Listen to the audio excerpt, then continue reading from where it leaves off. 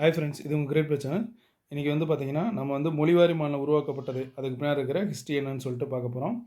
So first வந்து மொழிவாரி மாநிலம் உருவாக்குறதுக்கு நம்ம அரசியலமைப்பு உருவாக்குறதுக்கு முன்னாடியே வந்து இதுக்கான அந்த கோரிக்கை வந்து இருந்துகிட்டே இருந்துச்சு. அப்போ தான் வந்து 1948 ஜூன் 17 என்ன பண்ணுறாங்கன்னா, தார் தலைமையில் வந்து ஒரு குழுவை வந்து அமைக்கிறாங்க. அவர் யாருன்னா எஸ்கே தார். இவருக்கு வந்து 2 பேரும் ஹெல்ப்பர்ஸ். யாருன்னா பன்லாலும் ஜெகத் நாராயணனும்.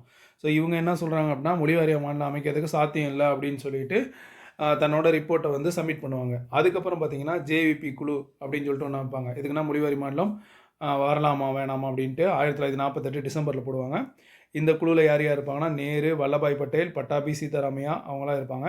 ஸோ இது வந்து எக்ஸாம்லேயே கேட்டிருக்காங்க. ஜேவிபி குழுவில் போட்டு இந்த வி அப்படின்ற எழுத்தால் டினோட் பண்ணுறது யாருன்னு சொல்லிட்டு கொஸ்டின் கேட்டிருக்காங்க. ஸோ அதை வந்து ரொம்ப இம்பார்ட்டண்ட்டாக இதெல்லாம் ஞாபகம் வச்சுங்க. ஸோ ஜே அப்படின்னா நேரு, வீனா வல்லபாய் பட்டேல், பீனா பட்டாபி, சீதாராமையா. அதுக்கப்புறம் பார்த்தீங்கன்னா பசல் அலி குழு.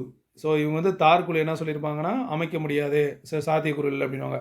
ஜேபி குழுவும் அந்த தார் குழு சொன்னதை வந்து அப்படியே வந்து ஆதரிப்பாங்க. அதுக்கப்புறம் பார்த்தீங்கன்னா பசல் அலி குழு.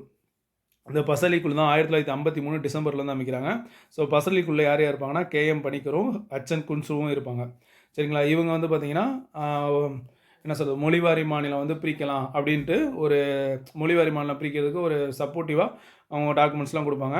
ஸோ அதுக்கப்புறம் தான் பார்த்தீங்கன்னா, மாநில மறுசீரமைப்பு சட்டம் அப்படின்னு சொல்லிட்டு ஒன்று கொண்டு இருப்பாங்க. அது எப்படின்னா 1956 நவம்பர் 1 வந்து அந்த சட்டம் வந்து நடைமுறைக்கு வரும். ஸோ இதைப்படி பார்த்தீங்கன்னா 14 மாநிலம் 6 யூனியன் பிரதேசமாக பிரிப்பாங்க. சரிங்களா?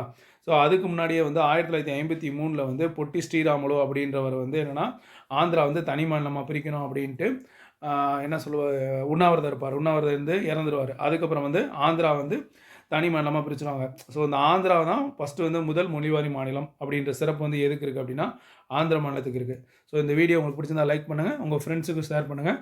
இன்னும் என்ன கண்டென்ட் வேணும் அப்படின்னு சொல்லிட்டு நீங்கள் போஸ்ட் பண்ணுங்கள். அதுக்கேற்ற மாதிரி கண்டென்ட் நானும் போஸ்ட் பண்ணுறேன். தேங்க்யூ.